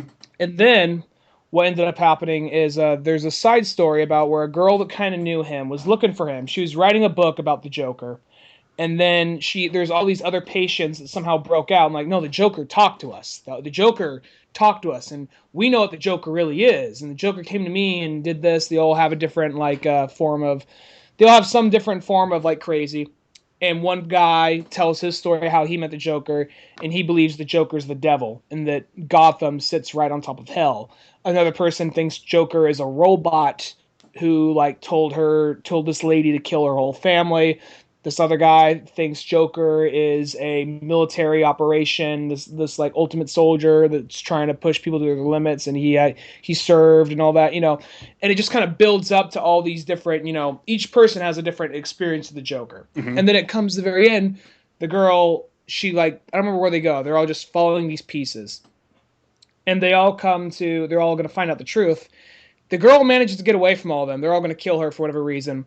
And then she comes across Eric, whatever. She's like, "Oh my God, thank God you're here!" Like they all think the Joker is like, "Oh, guess what? I really am the Joker." You think you're so much better than me. You think that just 'cause you don't really give a shit about these people. You're just trying to write a book. You're trying to get as close to me as you could. So the guy you thought was your friend was the guy you're trying to write about the whole time. Fuck you, And then does something kind of like leaves her like a gun for it was a little I only read it once, but I remember it ended on a pretty poignant note, and it was just like a little side story that went along with all these at the very end. And there was one that was actually one single issue that was in this run that was not in this actual book about a guy. It's kind of similar to that episode of Batman the Animated Series where the one guy flips off, he doesn't actually, it's a kid show, he doesn't flip him off, but he cuts off the Joker. He's just like, guess what? You're my new best friend. I'm going to call on you for a favor, Uh-huh. Oh, yeah, I remember that one. there is this guy, he's a writer, and he was writing a story about the Joker. He's just like, and his boss like, don't write about the Joker. It's for your own good. Just don't. He's like, oh fuck it. Why does it matter? And the Joker starts to kind of haunt him. He finds him little by little. He changes his life, changes his identity, and each year he finds him a little by little to the point where he drives the guy insane.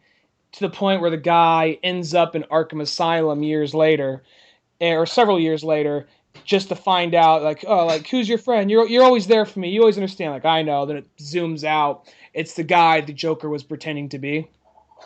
That's cool.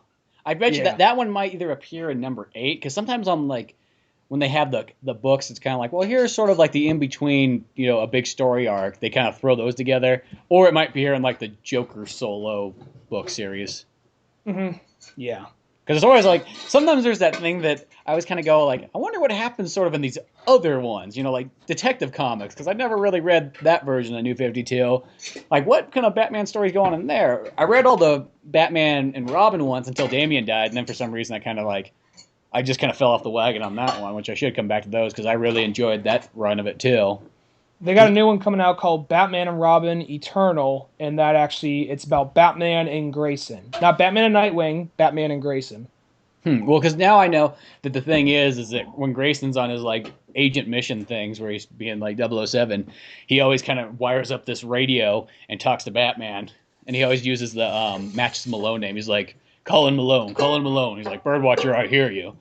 And they just kind of go back and forth. And something about, like, Batman sent him off to do that Grayson thing for God knows what. I haven't figured that out yet, because I still need to catch up on those. Like, I bought them, like, I'll just pick up those Grayson issues whenever I see a new one, but I'm on, like, maybe issue 8 or so, and I think there's, like, 11 or 12 out by now. Mm-hmm. And it's a good one. It's, like, one of those ones where it's, like, it's kind of cool, different take. I hope they don't last too long on the Grayson. It's like, I'd like to see him come back as Nightwing soon enough. Yeah. There was even another one of those, like, sometimes I kind of hate when you get, like, some variant covers. There's an issue of Grayson, it's got Nightwing jumping off a building, and then Flash is running up the side of it. And that entire issue, no Nightwing, no Flash. Like, why is that even on the cover?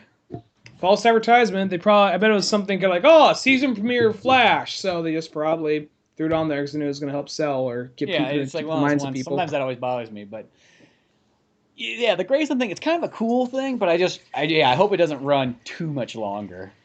Just saying. Mm-hmm. It's cool, but it's kind of like, it's sort of like if you had like a Batman one where like he was Matches Malone for like 3 years, and you're like, okay, like Matches Malone's a cool character, but like, can we have Batman put the cowl back on at some point? It's probably just an experimental thing. I could see it being just a side series. They'll have Nightwing and Grayson. They don't have Nightwing anymore. Plus. I'm sure Nightwing will come back at some point. Yeah, well, because I say since Grayson started, that was like the end of Nightwing. Mm-hmm. But so I'm just complaining here because I can't get my Nightwing fix, and Grayson's cool, but not exactly the same thing. I got volume 1, but I got the big stack of comics. Just got a little bit bigger, but I just finished off a few books, so I'm gonna get to Grayson pretty soon. But right now, just reading Captain America, the new Captain America. Speaking of Captain America, I watched that '70s Captain America movie. It's one of those ones, like, I love the way it starts. Like, it just makes me chuckle because Captain America, or Steve Rogers, he's like out exploring the world in like his like VW bus, and he's got a motorcycle strapped to the back of it, and he's wearing bell bottoms and a tucked in like shirt and whatnot, just as 70s kids can be. Awesome. And like that's like sort of the best part of it, just because he's like, I'm out here exploring the road, he's like, I was in the military, I did a lot of things, I took a lot of orders, but now it's just me, I make the decisions, I do what I want to explore America. This sort of like very like hippie like thing, and they got. Was it almost kind of like? Did it seem like it was maybe like this was almost like not a pilot, but like we're gonna have this movie and hopefully it'll like launch off into a TV show kind of feel? Maybe, because it would have came off right after the Hulk series and so on, and they did the Doctor Strange movie around that time and whatnot, and they got this. This is kind of a different way to go about Captain America, but I kind of thought it was an interesting take, because what it is there's a guy that comes up, he's like, he calls him in. And he's explaining, he's like, your father worked here and stuff, and we created the serum from him, and it made him kind of a super soldier. So apparently Steve Rogers' dad was the Captain America in World War II, and in the 70s this is his son.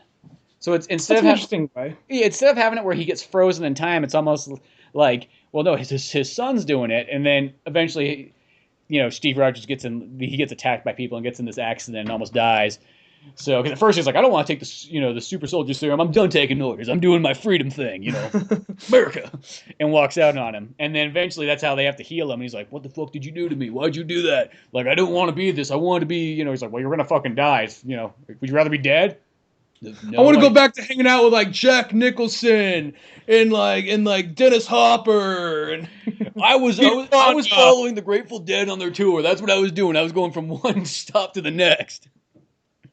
And also, he sees in the news like dirty hippie bikers die, and like after rednecks like, see, aren't you glad you stopped hanging out with those kids? That would have happened to you. But like, it's got cool things in it. The downfall though is that like he doesn't get the costume on to the very end.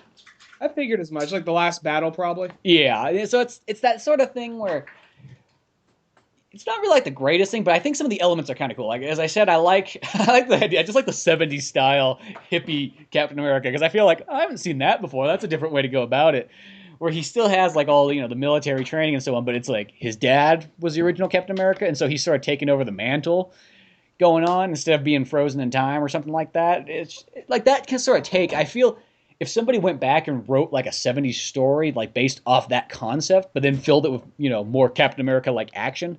Because this is one of those ones where it's like, it's got, like, action in it, but it's never, like, Captain America action. It's just, like, Steve Rogers throwing punches, like, in a meat locker of a couple of guys. But it's like, that could have been a part where he threw a shield at somebody instead of throwing a piece of meat. He doesn't get the shield to the very end of it, I'm guessing. No, I mean, there's that second Captain America one. I didn't watch that yet, but it's on the same disc. Maybe that one, hopefully he's got the suit on from the beginning. Because at least in like the '90s Captain America movie, like that one starts off sweet. He's like throwing the shield and throwing punches and battling Red Skull, and that's all in like the first 10 minutes of the movie. And then it carries on to where he's running around. Sure. I was like, oh, is that it? Sorry, I was you were waiting for me. I never saw the '90s Captain America movie. That movie, I didn't see it just out of curiosity. I know you're one of the only defenders of it.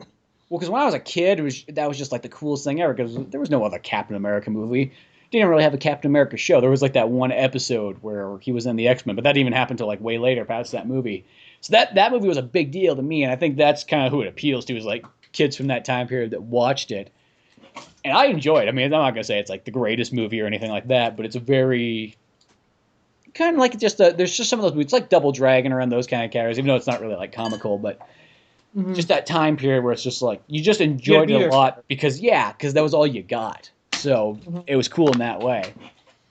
But no, that's the '70s one. It's worth taking a look at. I'm not going to say it's really a great movie. I could not imagine ever watching it again. I'll say that. But it had some interesting things in it. Was it worth the $5 you spent on it? Yeah, because I only spent $3. Oh, okay. There you go. All right. Well, I always say if I spend like under $5 on anything, as long as I just like do something with it, it was worth it. I never especially like video games. I always say if I buy a video game for $5, I don't even have to play it to have it be worth what I bought for it. That sounds like a weird thing, but you got a new coaster. Yeah, there you go. It's got some value. But no, that was it's just an interesting one. I like that concept. I'll have to keep an eye out for that one eventually. To keep an eye out, I could probably just go on YouTube and look it up in segments. Probably. As I said, I bet Marvel's probably not doing like all their damnedest to like try and keep that one. Like anything else, like probably Iron Man and Forward. They're probably like, no. Can't use any of that. Like, what about the '70s shit? We don't give a fuck. Do whatever you want. No, it was from Marvel because I had a bunch of ads for Marvel stuff before it. Like, they literally, I think what they've done is they're like, you know what? We can just sell all our Marvel stuff because there probably was a time period where they were hiding it, but now they're like, fuck it. You know what I mean? That's an extra $3 in our pocket that we didn't have beforehand. Now it's nostalgia. People are like, oh, what it used to be. Haha. Kind of like an Adam West kind of thing. How people now enjoy the Adam West stuff from Batman and they can just accept it. Where before it's just like, ugh. But now it's just like, oh, yeah, it's campy, but it was fun, Well, it's like when you mentioned that to me, I was like, I'm just going to take a look on Amazon. Then when I saw it for $3, I'm like, I'll pay $3 for it. That's cheaper than the shipping and handling. You know what I mean? And it was like, boom. Just like, if I watch both of them, sure, why not? But it was still worth that time. But I did see kind of a neat movie. This kind of like, oh yeah, this campy comic book movie thing. We got to hide it, but now they seem to be more accepting of it. You know what I mean? No, I was talking about actually. There was a movie I saw that came out. This weekend, and it's a pretty funny movie. Totally like an old person movie, but definitely worth checking out. That Walk in the Woods, the Robert Redford and Nick Nolte movie. Oh yeah, it's playing down the road from me. I'm surprised it's actually playing in Tuolumne County. I'm surprised it is. Well, that's what I thought too, because it just doesn't seem like a big movie. But then again, it's kind of like the Senior Citizen movie, which sounds weird to say that because sometimes you just kind of forget how old these guys are. But that's really what it is. It's one of those. But just to watch, I mean, because Nick Nolte is like, I remember watching him and what was it? Oh God, what am I doing? I don't want to go for a walk in the woods. Fuck you, Robert Redford. I imagine it's like 2 hours that for that. instead, except for it's more like, hey, Robert, I heard you wanted to go walk a trail. You want to take me along? And he's kind of like, are you in good shape? Yeah, I'm in good shape. I'm in fucking good shape. What the fuck are you asking that for? He's like, oh, you just wanted to make sure it's going to be a long hike. Real fuck, I'm going to come with you. And then he shows up and he comes out of the plane. He's just all like stumbling and he's just all big and fat and wearing this flannel and walking down. He's like, hey, we're ready to go. We're talking about going walking to the woods. There's like subtitles for him. It almost could be because he's just like, just so haggard, but it almost makes it just like, it's just like as Nick Nolte as fuck. Like, Nick, you don't even gotta act. I don't. You just gotta read what's on the cue card. Okay. Can you put on big writing? I can't see so good today. And it's sort of that kind of, it's like that Odd Couple style where, they were friends at one point in time back in the day, but then they went their separate ways because each one's kind of different. And they're both these guys from Iowa, and, Robert Redford did good. He's a writer. He made it successful. Of course, Robert Redford's the one. It's the good one. And Nick Nolte, I guess they should make a movie like that where it's just like the guys just like, just all stumbling along. It's like, yeah, I made a lot of money doing writing and fuck. And just yeah, because one did, we know how the big, like, here's a good comparison right here. One was the bad guy to Captain America 2. The other was the bad guy to Incredible Hulk. Yeah. That's how you know the difference. But it's one of those ones where they should make a movie where the guy that's like does not look like the guy that should be successful should be the one that's ultra successful, and the guy who's like the pretty boy or whatever you want to call him is the guy that's just like, oh, man, just not doing so good. But they always do that. It's kind of like it's like in Sideways too. If those roles were reversed, same characters, just roles reversed. Where Paul Giamatti's like, it's like, I'm gonna go there, I'm gonna get fucked, it's gonna be great, we're gonna have a good time. Don't fuck me over on this one. Paul Thomas Hayden's just kind of like, well, I don't know, it's just like, he's like, she's remarried? What? Fuck you! Grabs the bottle, just running down the hill, drinking the bottle. Fuck you! He runs in there like there's the old guy fucking that chick like on the bed, you guys run there and grab the wedding ring and like Thomas Hayden Church is the one that has to run away like all scared. Like Paul Giamatti, I get, but like that other dude's he's a little bigger. But the part where he actually had to walk in naked and he's like covering his balls. I got to run through a fucking emu farm. Those fuckers are mean, man. If Paul Giamatti, that part would have been so much more awkward to watch. Exactly, but just thinking like kind of like the same thing, but with switch to Robert Redford of the Nick Nolte one, where it's like Nick Nolte's like, hey, I was just real successful with my book, and I got my British wife, and we're doing a good time, and living here in New Hamp, and blah blah blah, and then just Robert Redford's just like, yeah, back in Iowa still, you should have came out. He's like, well, you still owe me $600. So I was like, fuck you. Oh well, I'm good for it. I'm Robert Redford. But no, this it's just like one of those kind of fun comedies where you just go in the woods and there's these two old guys and you get Nick Nolte just kind of doing his thing. And it's just the two of them, or are there other people there? There's like other people they run along the way, but it's just them two. Like, and it's kind of, they do capture that sort of thing where like Nick Nolte, where Robert Redford, he's got kind of like his hiking gear on, and not like he looks like one of those like douchebag ones, because the cool thing is they got some of those douchebag like fitness hikers and so on in there. It's got like all the perfect equipment and whatnot. But you got Nick Nolte, who just almost looks like he took his like Boy Scout camping gear and decided to go out there. But they do have some of those guys where they're like, well, what kind of tent did you get? He's like, or there's one guy's like, why'd you get that model? And Robert Redford's like, I don't know, it just looked like a good tent. He's like, well, when I chose my model, I got this, and that, because, the water resistance on it and everything, where you've seen those people before in life. They're just so like, dude, it's a fucking tent. Who cares? You know what I mean? Like, does it set up? Exactly, yeah. Does it protect me from the rain? Yeah. Well, then it's good enough. Mm-hmm. Yeah. I'll have to check that one out. That sounds pretty funny. Is it kind of like Grumpy Old Men, sort of? Or is it more just like... It's kind of like Robert Redford and Grumpy Old Nolte? But the nice thing too is it's still rated R, so you get Nick Nolte and stuff going, ah, fuck this and fuck that and so on, and so you get like where it could have been a PG-13 movie 10 years ago, but since they kept it rated R, I think that's smart because obviously like one, nobody under 20 is going to go see this movie because they're not going to know who the hell Robert Redford and Nick Nolte are. You know what I mean? Yeah, I guess you say like, oh, the bad guy from Captain America 2. Like, oh, I guess that's kind of cool, you know? Yeah, that's about. Yeah, I guess that's true. Or like the bad guy from Incredible Hulk. I didn't watch that one. Oh well, Yeah. that movie came out before I was born. Oh, okay. Well, I guess you know. Okay. Well, fuck you. You get that point where you just see like someone younger, you just immediately go like, fuck you. Yeah, you're not coming to my mother base. Yeah. You're not coming to Big Shell. You can't come to the karaoke platform. Exactly. But no, check that one out. It's good. It's fun. It's funny. Because it's kind of like we've been in like sort of a stalemate of like movies for a while. I mean, there's always something to watch, but there hasn't been like something you have to go there and see. I've been kind of a shut-in. I haven't been going out and doing a whole lot lately. I just been going to work. When I come home from work, been working on this one particular thing, and then if I lay down, just because I'm outside all day. So if I lay down and I just go on YouTube for a second, I'm fucked. Nothing's getting done. So I have to put that to the side before I do anything. I'm like, okay, before I even look at YouTube, I just got to sit down and get this thing done. Because if I lay down on the bed and look at YouTube, I'm gonna fall asleep. That's the end. That's why a lot of times I hate like watching like movies during the daytime because I know if I sit down and watch a movie during the daytime, might as well just call that it unless you go to like the theater or something. But like in my own house, it's just like that's gonna do me in there. That will be the end of that. Well, and there's even like Metal Gear Solid's kind of been that thing too. Right? So it's like mm-hmm. I'll sit down and play one mission. And the next thing you know, you spent 3 hours on, and then you don't feel like doing anything creative. Or you play Mario Maker and it makes you feel like you just did something creative. Like, oh man, that gave me like the same feeling of like animating something. And then you go, but it's not going nowhere. It's not like Nintendo's gonna go, oh, that's a good level right there. So why don't you come over to Japan and work for us, Spencer? It's like they're like, no, fuck you. Like, you made our level for us.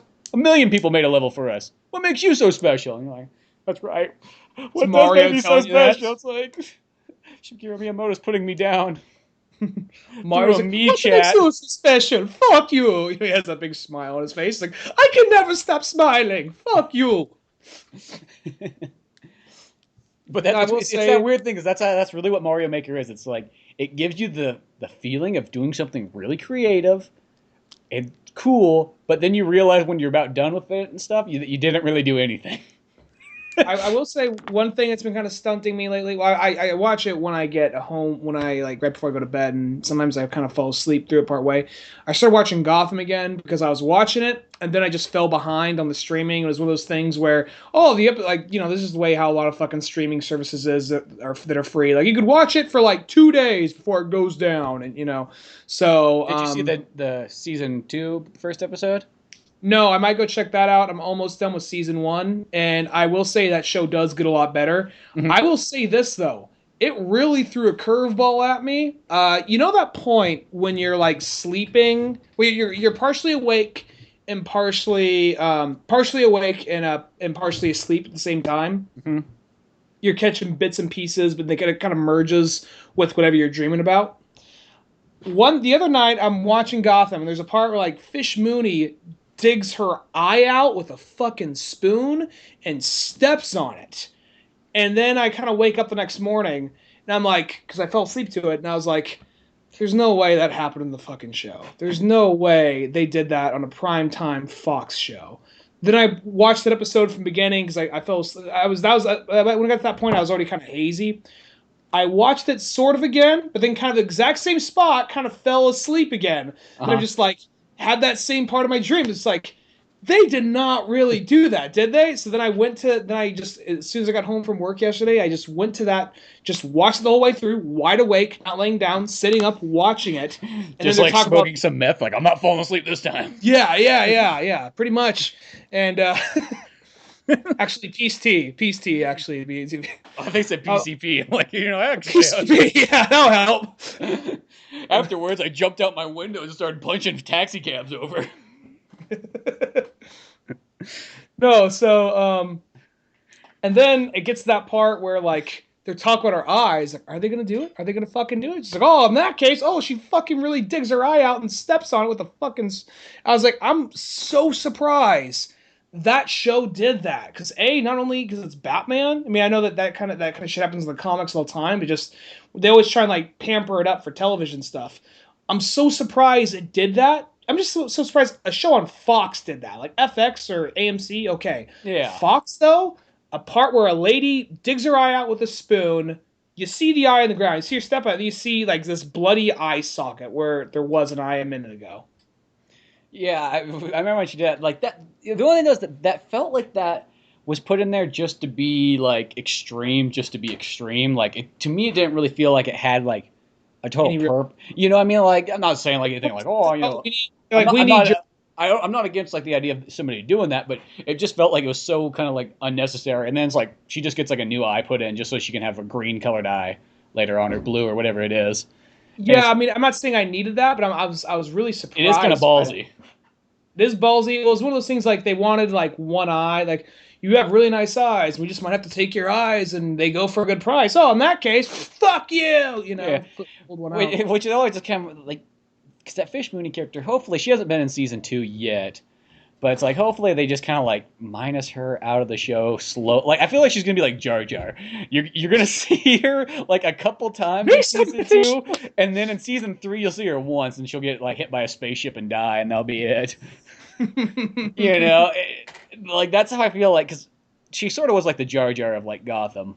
And that sounds weird, but just it's something that nobody seemed to really like that character. I'm not gonna say it's like she was like god awful, but she did just feel out of place. And I think it was mainly it's like I don't have a problem with her being like a new character. I think it's just the way her acting is. It's like She's very over the top. well, it's sort of she did that thing like because the thing about Gotham is like the show definitely gets progressively better, but it does kind of remind me like it's got like mixed elements. It's got Gotham Central as the comic books kind of inspired, but then a lot of it's kind of like Adam Westy mixed with Tim Burton. Like it reminds me of like Yeah. that's the target audience is definitely like an older audience. It's like hey, you guys know Batman, right? You've seen you like the 1989 movie, and you like Adam West, and you like, the Christopher Nolan ones. Like, it kind of reminds me it combines all that stuff together, which is cool. Some of the stuff, it's kind of like illogical, because it's like, why are they using typewriters, but then they have cell phones? Like, that there's some of that stuff in there. I mean, I know it looks kind of neat, but it just feels like I just kind of have to ask why. There's also a part where I saw in the whatchamacallit, in the there's a little promo for season 2. I don't know if this happened in the first episode or not, but I guess she's already starting to go a little crazy. But I guess she's not Barbara Gordon, but I guess Jim's ex slowly starts to become a little crazy or something. Yeah, I saw her. that's kind of like the other obnoxious character in the show. She starts to become, I guess she's later in like whatchamacallit in Arkham Asylum, and they're full on wearing the black and white striped outfits, the things you haven't seen since like 1920 They started to bring those back though. I remember I read an article really like 6 months ago or something like that. They're like, yeah, the black and white's actually coming back. We're getting rid of the orange and putting them back in there. For some reason, I can't remember. They had like a reason behind it. It's like, it makes more sense that the prisoners in these outfits. Like, why? I don't know. But like, so it literally is coming back. So I guess more accurate in that way. I'm surprised about that. Because last time I remember seeing that was like a 1920 stuff or like in a fucking Looney Tunes cartoon. Yeah, so it's like that Eddie Murphy movie Life or whatever. And like that's what they're dressed up in that. Yeah. So I remember seeing like there's a part where I guess what's supposed to be the Joker talking to her, hitting on her within the asylum. So I mean, I do like the show more than when it first started, and I do like that one dude is Harvey Bullock and that the other guys that you know who that guy is? It took me a minute to realize. Want to know who that guy is right there? Which one, Harvey Bullock? Yeah. Who is he? He's the dad from Grounded for Life. Oh, now that you mention that, like because I don't think I've seen that show in such a long time that it kind of. I loved that show when I was a kid. But now that you mention it, it's like, oh, you're right. Well, the guy that show was like the Quentin Tarantino of like family sitcoms. It was like they come home like, oh gosh, golly Billy, you fucked up at the school fair. Grandpa looks at, how'd you fuck up at the school fair? Like flashback to how they got. That's how every episode would start. Yeah. Now, the cool thing about Jim Gordon though is in the season 2, he's finally got hair going, so he looks a little bit more Jim Gordon. Like I like that actor a lot, but you're just when you watch those kind of shows, it's like you're progressively waiting for them to like look how they're supposed to look. Kind of like in Green Arrow. Like at first you're like, okay. When's he gonna put the mask on? Okay, he puts the mask on. Or when's he gonna put the hood on? He puts the hood on. Okay, when's he gonna put the mask on? Okay, good, he put the mask on. It's like, when's he gonna get a thicker mustache? And it's like it kind of progressively gets there. I'm wondering if they are gonna, because they're hinting at different people being the Joker. Right now, the big one they're hinting at is this Jerome guy. I'm wondering if they're gonna do it because I've seen the trailer several times. I'm wondering if they're gonna. He was introduced in like the episode, the Haley Circus episode. I'm wondering if they're gonna do something where it's like they're trying to make us think it's gonna be him, but he dies off and ends up being someone else there down the line. You know, I think so because I feel like that character that's thrown, like, it's too obvious. yeah. If they let that be the Joker, that's gonna be like kind of like, yeah, because he just like looks like the Joker. He's acting like the Joker. It's like hopefully that's just some other random guy. Well, they show like in that Arkham Asylum area, and they have all these people in there, and I literally looked. I'm like, who the hell are all these people supposed to be? Like, I don't know. And like somebody who knows Batman so well, I'm like, I don't know who any of these people are. You know, you kind of expect to see more characters you recognize. But no, that show definitely, like, once you kind of accept it for what it is and kind of go on with it, it is pretty good. I don't think it's up to par with Arrow. I think Arrow's definitely the pinnacle of the superhero shows.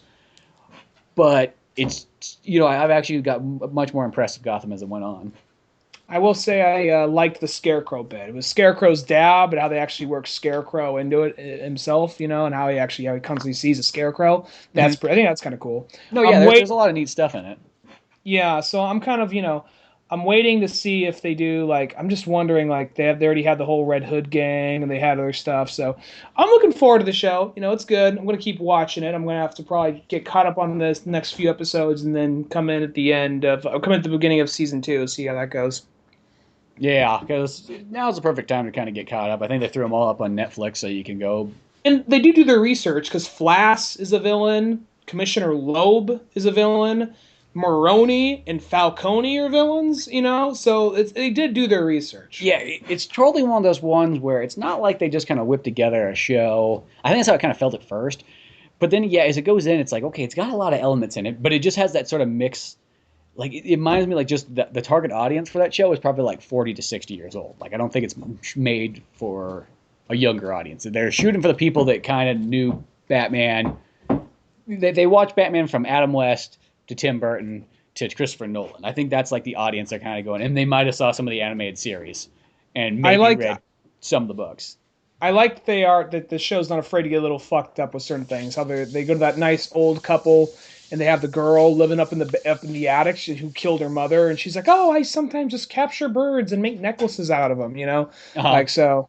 We're talking about all this shit. Like, yeah, we know, we saw this 4 months ago, just like we probably read the fucking Batman book 4 months ago. You know? Yeah, it's that's what. Well, I always say it's like, you know, I always feel it's probably like a 50-50. You know, half the people watch something or read something the day it comes out, and then the other half don't watch it till it comes out on season set or streaming set or whatever you want to call that. So I think that for as many people that saw it right when it came out, there's just as many people that haven't seen it yet. Mm-hmm. But we should probably wrap it up pretty soon, though. Yeah, probably a good time to wrap it up. We talked about. We're coming up on episode 200. That's actually our next episode. This is 199. And I'd have no idea what we're gonna do. I don't know if we're just gonna do like new theme song with air horns, you know, just throughout the episode, just make it 200 extravaganza featuring new co-host, you know. So it's like, here comes Tommy Steve. Tommy Steve.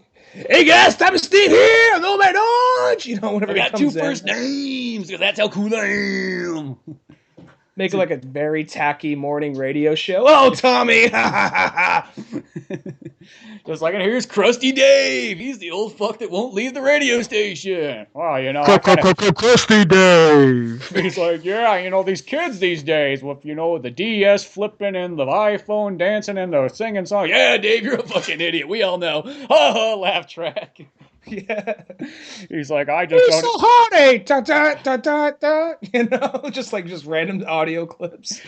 He's like, Crusty Dave just doesn't have anywhere to go, and that name is offensive, and I wish I was still on the Bob and Tom show. Well, guess what? You're not.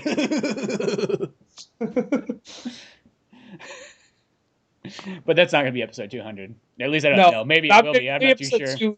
Maybe one day we'll just wake up and just be like, "Do we have a dream about that?" Oh, wait a second. No. I'm Crusty Dave. I'm Crusty Dave. Yeah, I'm Crusty Dave. You're like Tommy Steve or whatever. Steve. What was his name? Tommy Steve. Tommy Steve. No, I don't know what we're gonna do. That's a name you when you're a kid. You're cornered by like a teacher. Like, what are you doing here? No, I was just in the library. What's your name? Tommy Steve. Steve. Okay, Tommy Steve, I'm gonna take your name to the principal. And then you're kind of like, "Cool, I got out that one." And then some poor kid gets right out like, "Tommy Steve." It's like, "I didn't do anything. I didn't mean to." He's like, "Well, you're gonna get your beatings now." But it wasn't me. God, why does Tommy Steve talk so high pitch all the time? I'm Tommy Steve. I didn't do it. I was just doing my homework. You're like, we know what you were doing, Tommy Steve. You were in the library looking how to like build bombs or something. That'd be like he's that kid in class, like Tommy Steve, present. Well, I'm here, teacher. All right, stop talking so much, Tommy. I'm just saying, just keep talking to a minimal. No more. We're good. Like, teacher, I know the answer. Oh, okay. Jesus Christ. You know, we said you can't pass notes. Well, Tommy, be my guest. Pass notes all you want. Thank you, teacher. Oh, pass me the note saying it. Pass me the note saying it. Okay. In fact, if you want, Tommy, you can send me a text message every single time you have a question. I would rather read it myself. So that's not going to be to episode 200. We don't know what we're going to do. Probably just be another episode. Maybe remember this one time at episode 150? Ha ha ha ha. Yeah. Yeah, we were funny. Maybe we'll do that. Maybe we'll do like the locked in the fridge episode where what about this one time have a little like chime noise like like doing sitcoms and then like back to this one episode. I don't know. Yeah, in this episode we talked about Batman and Clint Eastwood. Wait a second. That's all the episodes. It's like every episode since the beginning of the show. Every episode, Batman has at least been mentioned. I know that. It's like our running theme is at some point Batman happens somehow, some way. He may not be the center of the conversation, but he will be mentioned at least one episode. I think if there's one theme we should keep, just mention it. You know, just offhand, like like Batman. Okay. But let's wrap this one up. Go check out oldmanorange.com for more podcasts, cartoons, movies, and music, and so on. Till then, I'm Spencer Scott Holmes. I'm Ryan Dunigan. We'll see you some other time. Later, folks.